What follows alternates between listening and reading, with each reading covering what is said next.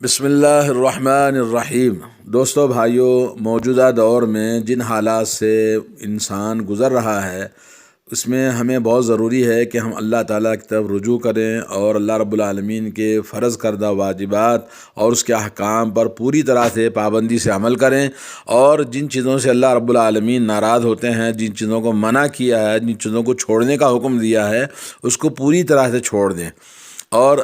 سب سے بڑی چیز آج جو بتانا چاہتا ہوں وہ ہے توبہ، اور توبہ کے اندر ہمیں اخلاص ہونا چاہیے، کیونکہ توبہ عز و جل کو بہت زیادہ پسند ہے اور اس کی اہمیت اور اس کی بندے کو شدید ضرورت ہے تاکہ بندہ کامیاب ہو سکے اور دنیا اور آخرت کی سعادت حاصل کر سکے۔ اور حقیقت میں توبہ یہ ہے کہ انسان اللہ عز و جل کی طرف رجوع کرے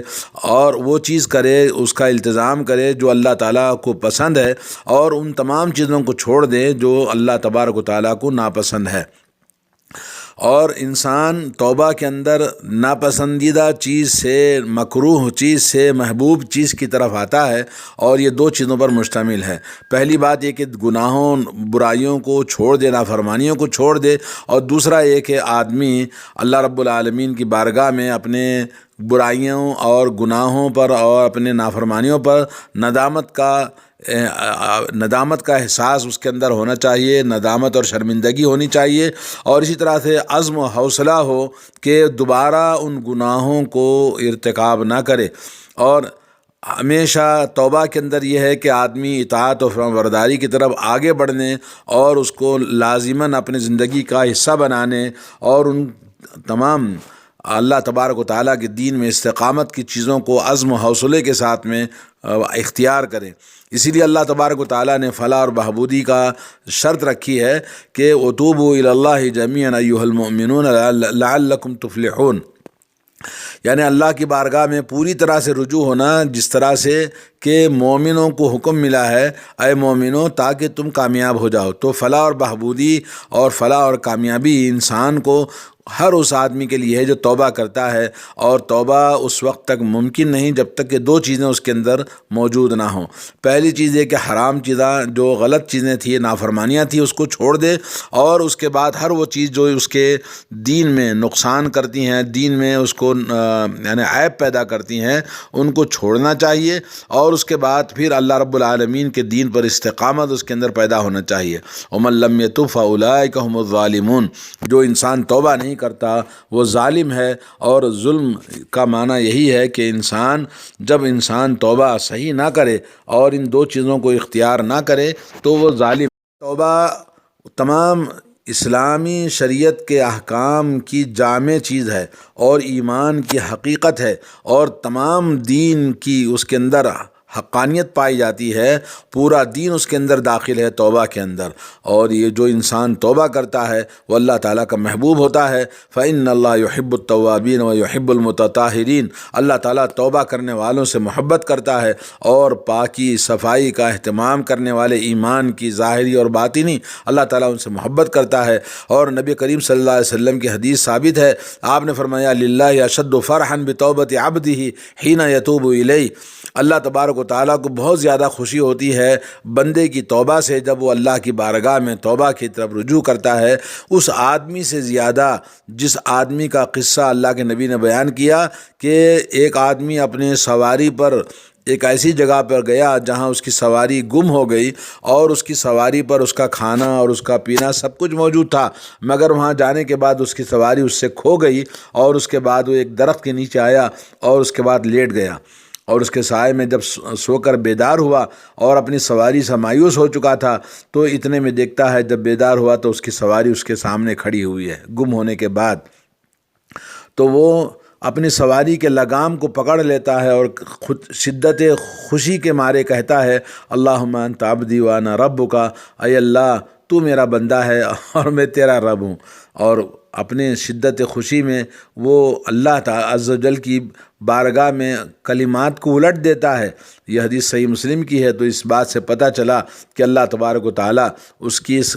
غلط بات کہنے پر بھی اللہ نے اس کو یعنی معاف کر دیا، اور اللہ رب العالمین نے اس کو کوئی سزا نہیں دی ہے۔ تو میرے دوستو، بے شک رسول اللہ صلی اللہ علیہ وسلم فرمایا ان اللہ تعالیٰ یقبل توبۃ العبد ما لم یغرغر، جب تک بندہ سکرات کی حالت میں گناہ ہو اللہ تعالیٰ اس کی توبہ قبول فرماتا ہے۔ تو انسان کو ہمیشہ توبہ کرتے رہنا چاہیے۔ حضرت معاویہ رضی اللہ تعالیٰ عنہ فرماتے ہیں رسول اللہ صلی اللہ علیہ وسلم نے فرمایا لا تنقطع الحجرۃ حتیٰ تنقطع التوبہ، ہجرت کبھی ختم نہیں ہوتی ہے یہاں تک کہ توبہ ختم ہو جائے۔ ولا تنقطع التوبۃ، اور توبہ کا دروازہ کبھی بند نہیں ہوتا ہے حتیٰ تطلع الشمس من مغربہا، یہاں تک کہ سورج مغرب سے طلوع نہ ہو جائے، یعنی سورج جب طلوع مغرب سے ہوگا تو تب تک توبہ کا دروازہ کھلا ہوا ہے۔ اور اللہ کے نبی صلی اللہ علیہ وسلم سے صفوان بن عسال رضی اللہ تعالیٰ عنہ فرماتے ہیں ان للتوبۃ بابا عرض ما بین مصرعیہ ما بین المشرق والمغرب، توبہ کا دروازہ ہے، توبہ کا دروازہ اس کا اتنا دونوں پھاٹکوں کے بیچ میں جیسے مشرق اور مغرب کے بیچ میں جتنا حصہ کھلا ہوا ہے اتنا بڑا توبہ کا دروازہ ہے۔ لا یغلق حتی تطلع الشمس من مغربہا، اور یہ توبہ کا دروازہ بند نہیں ہوتا ہے جب تک کہ سورج مغرب سے طلوع نہ ہو۔ یہ شیخ البانی نے اس کو حسن قرار دیا ہے، اور یہ حدیث جیسا کہ آپ نے دیکھا معجم الکبیر طبرانی نے روایت کی۔ اس لیے دوستو بھائیو، بندے پر واجب ہے، انسان پر واجب ہے کہ جلدی سے اللہ کی بارگاہ میں توبہ کرے، اور توبہ کرنے میں دیر نہیں کرنا چاہیے۔ کہیں ایسا نہ ہو کہ اس کے اور اس کی توبہ کے بیچ میں موت آ جائے۔ تو انسان توبہ کرنے میں جو تاخیر کرتا ہے وہ گنہگار ہے، اور اپنے گناہوں اور اپنی معصیت اپنی نافرمانیوں پر فوراً توبہ کرنا چاہیے۔ علامہ ابن قیم رحمۃ اللہ علیہ کہتے ہیں کہ توبہ میں جلدی کرنا چاہیے، فوراً ایسا فرض ہے جس کو فوراً ادا کرنا ہے، جس میں تاخیر کسی بھی حالت میں جائز نہیں ہے۔ اگر فوراً توبہ کرے گا تو اللہ تبارک و تعالیٰ اس کے سارے گناہوں کو مٹا دیتا ہے۔ اگر توبہ فوراً نہ کرے تو اس کو ڈبل توبہ کرنی پڑے گی، اور کوئی بھی انسان توبہ کے اندر تاخیر کرتا ہے تو اس کا بڑا نقصان ہوتا ہے۔ اور توبہ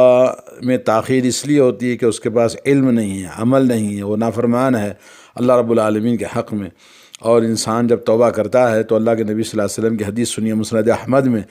جس میں امام بخاری نے ادب مفرد میں حدیث بیان فرمائی ہے ان النبی صلی اللہ علیہ وسلم قال الشرک فی هذه الامة اخفى من دبیب النمل،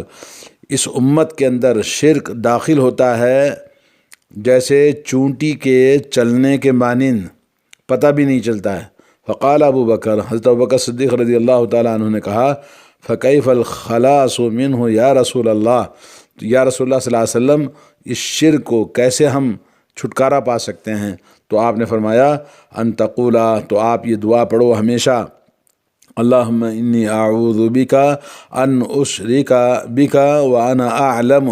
واستغفرک لما لا اعلم، یعنی انسان جب توبہ کرے تو اللہ تعالیٰ سے، تو اللہ تبارک و تعالیٰ سے یہ نیت ہو کہ ہم نے جو گناہ کیے ہیں، نافرمانی کی ہیں، جو برائی ہم سے ہوئی ہے، ان گناہوں کی توبہ بھی کرنی ہے۔ اس کے ساتھ ساتھ میں بہت سارے ہمارے گناہ ایسے ہیں جس کو ہم خود نہیں جانتے، اس کی بھی توبہ اللہ تعالیٰ سے جب بندہ کرتا ہے تو اللہ تعالیٰ اس کے تمام گناہوں سے پاک صاف فرما دیتا ہے۔ اور اس میں استغفار طلب کرنے کے لیے توبہ کے ساتھ میں یہ کہ توبہ اور استغفار دونوں ایک دوسرے سے لازم ملزوم ہیں۔ توبۃ النصوح کے بارے میں سورہ تحریم آیت نمبر 8 میں اللہ تعالیٰ کا ارشاد ہے یا ایھا الذین آمنوا توبوا الی اللہ توبۃ نصوحا عسیٰ ربکم ان یکفر عنکم سیئاتکم ویدخلکم جنات تجری من تحتها الانہار یوم لا یخزی اللہ النبی والذین آمنوا معہ نورهم یسعیٰ بین ایدیہم وبایمانہم یقولون ربنا اتمم لنا نورنا واغفر لنا انک علی کل شیء قدیر۔ اللہ تعالیٰ فرماتے ہیں اے ایمان والو، تم اپنے رب کی بارگاہ میں حضور صدق، اپنے رب کی بارگاہ میں صدق دل سے خالص توبہ کرو، امید ہے کہ تمہارے رب تمہارے گناہوں کو معاف کر دے گا اور تمہیں ایسی جنتوں میں داخل کرے گا جن کے نیچے نہریں جاری ہوں گی۔ جس دن اللہ نبی کو اور ان کے ساتھ ایمان لانے والوں کو رسوا نہیں کرے گا، ان کا نور ان کے آگے آگے ہوگا اور ان کے دائیں طرف دوڑتا ہوگا، اور وہ لوگ کہیں گے اے ہمارے رب، ہمارے لیے ہمارے نور کو پورا کر دے اور ہمیں معاف کر دے، تو بے شک ہر چیز پر قادر ہے۔ علامہ ابن قیم نے اس توبۃ النصوح کی 3 شرطیں بیان کی ہیں۔ پہلی شرط یہ ہے کہ آدمی تمام گناہوں سے توبہ کرے، کوئی گناہ کے اندر چھوٹی نافرمانی ہو، بڑی ہو، جانتا ہو نہ جانتا ہو، کوئی چیز نہ چھوڑے بلکہ تمام سے توبہ کرے۔ نمبر 2 یہ ہے کہ آدمی توبہ کرنے والا اپنے عزم و حوصلے کے ساتھ میں کہ دوبارہ ان گناہوں کی طرف نہیں جائے گا۔ اور تیسری شرط یہ ہے کہ آدمی توبہ کرتا ہے تو صرف اخلاص کے ساتھ سچے دل سے اور اللہ کی بارگاہ میں توبہ کرے، اللہ کے خوف سے، اللہ کی خشیت سے، اور اللہ رب العالمین کے پاس جو کچھ ہے اس کی رغبت کے ساتھ، اس کی رہبت کے ساتھ، خوف کے ساتھ میں اللہ تعالیٰ کی رضامندی اور خوشنودی حاصل کرنے کے لیے، نہ کہ کسی خاص سبب سے توبہ کرے، ابھی اغراض و مقاصد کے لیے، کسی مسئلے کو حل کرنے کے لیے، کسی چیز کو پانے کے لیے نہیں، بلکہ صرف اللہ عز و جل کو راضی کرنے کے لیے توبہ کرے۔ تفسیر ابن کثیر میں لکھا ہے کہ تم سچی اور خالص توبہ کرو جس سے تمہارے اگلے گناہ معاف ہو جائیں، میل کچیل دھل جائے گا، برائیوں کی عادت ختم ہو جائے گی۔ حضرت نعمان بن بشیر رضی اللہ تعالیٰ عنہ نے اپنے ایک خطبے میں بیان فرمایا کہ لوگوں، میں نے حضرت عمر بن خطاب سے سنا ہے کہ خالص توبہ یہ ہے کہ انسان گناہ کی معافی چاہے، پھر اس گناہ کو نہ کرے، اور ایک روایت میں پھر اس کے کرنے کا ارادہ بھی نہ کرے۔ علماء سلف فرماتے ہیں کہ توبہ خالص یہ ہے کہ گناہ کو اس وقت تک چھوڑ دے جو ہو چکا ہے، اس پر نادم ہو اور آئندہ کے لیے نہ کرنے کا پختہ عزم اور حوصلہ ہو۔ اور اگر گناہ میں کسی انسان کا حق ہے تو چوتھی شرط یہ ہے کہ وہ حق باقاعدہ ادا کر دے۔ حضور صلی اللہ علیہ وسلم فرماتے ہیں نادم ہونا بھی توبہ کرنا ہے، یعنی انسان اپنے گناہوں پر نادم ہوتا ہے تو وہ بھی توبہ ہے۔ حضرت ابی بن کعب فرماتے ہیں کہ ہمیں کہا گیا تھا کہ اس امت کے آخری لوگ